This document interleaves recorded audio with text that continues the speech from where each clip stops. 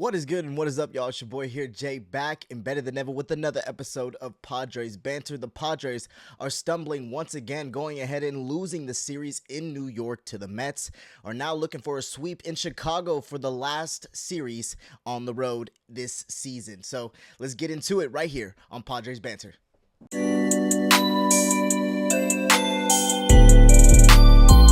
What's up, y'all, and welcome back to another episode of Padres Banter. The Pods are stumbling once again, losing the series in New York to the Mets, 6-1, obviously, in the rubber match. Just not good baseball being played, to be honest. I mean, yes, there is good baseball being played, but ultimately against a team of this caliber that you expect to be in the playoffs, that, on the road, everything that you want when it comes to competitive environment. And it didn't really feel like that this past week with the Pods. So just hoping to turn the page, go forward, and play the White Sox and get a sweep and get back on track for the last series on the road this season. Can't believe the season is already over, coming close to over. It felt like it started yesterday, but we're finally here, y'all. We're finally here, and looking for that sweep, looking for the broomstick so that we can come back home and play the Milwaukee Brewers and the Arizona Diamondbacks to round out our season and get back on track and hopefully clinch here at home as well. So so much to look forward to is what I'm trying to say, and let's do it, y'all. So let's get right into it. This past series, let's get right into it. The Pods dropped the rubber match and first series of the last road trip in New York to the Mets 6-1. The Mets went ahead and intact on early versus Randy Vasquez with a Pete Alonso home run in the first inning and would add on with a Brandon Nimmo home run in the third inning. The Pods would have their singular run off of a Luis Arraez sac fly to left field, driving in Tatis, who got a free 180 feet, so that was awesome to see. But the Pods didn't really work for their singular run. The bats were rather dead, getting out hit 6-7. And, wasn't a crazy deficit, but then you actually look at it even further, and we really didn't get out hit by any stretch of the imagination. 25-26. We got out hit by one run in the entire series, not just this past game. So that's an upside, but just limited run production. When you look at the run total, it doesn't make sense. When you look at the hits, makes even less sense. So it just needs to add up. The Padres struggles again, going with runners in scoring position, going 4 for 12 and leaving 17 runners on base. Just not good, and just not going to cut it. Truthfully, just not going to cut it. So let's get into this game breakdown. In Game 1, the Padres would lose Game 1 8-3 as King would get the start, but didn't really look like himself. Still coming back from a couple IL stints, so really has no rhythm right now. But 3 innings pitched, 10 hits, 8 runs, 2 Ks on 57 pitches.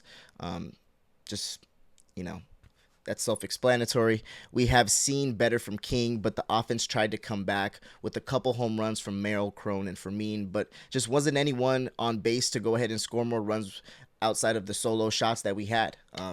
Hart, Matsui, and Rodriguez would hold the line after King, but just was not enough for Game 1. In Game 2, the Padres would go on to win 7-4 with a great start from Nick Pivetta, going 4 innings pitched, 7 hits, 3 earned runs, and 5 Ks on 84 pitches. That's a typical Nick Pivetta start, just absolutely dealing in this short amount of time. Even though you see the runs, we still gave him run support.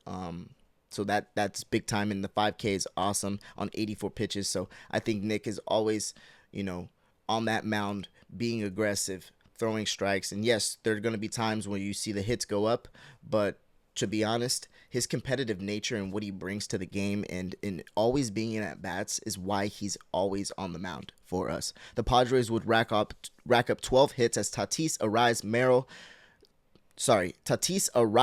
Machado, and Laureano all had multi-hit games, going 500 this game with runners in scoring position with 4 for 8.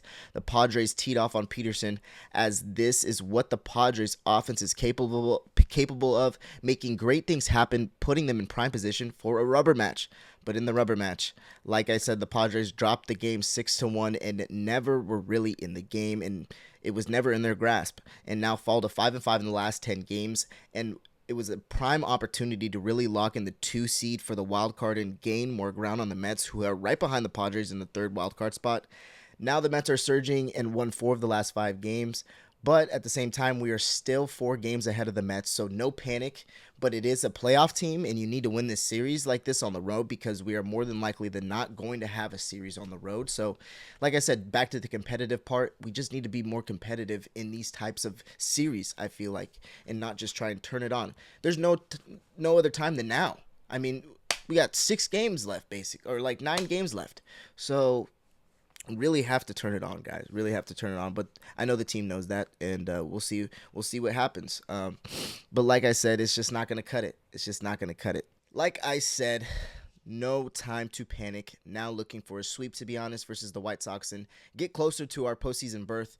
Got 3 games versus the White Sox starting tonight in Chicago. So let's see how we play out starting at 4:40 today against the White Sox. So we will be tuning in with you guys on Monday as we finish up the series against the White Sox in our last road trip, in our last road series of the season. Man, it's been a whirlwind, guys, but I wanted to keep this short and sweet because there will be more to talk about after this series and going forward for our last homestand of the season to wrap up this season. So thank you guys for tuning in. That is a wrap of this episode of Padres Banter, and we'll be seeing you guys on Monday. We out.